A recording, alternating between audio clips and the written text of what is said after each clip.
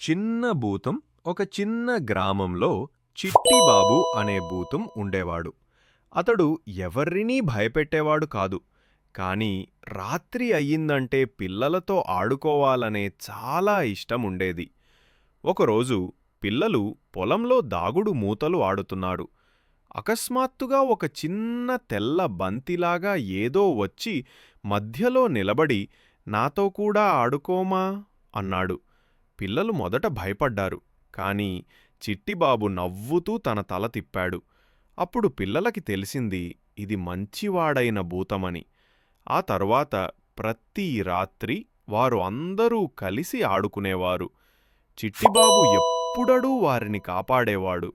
చీకట్లో కూడా వెలుగు చూపించేవాడు. అప్పటినుండి గ్రామంలోని పిల్లలకి రాత్రి అంటే భయం కాదు. మిత్రుడు చిట్టిబాబు గుర్తొస్తాడు.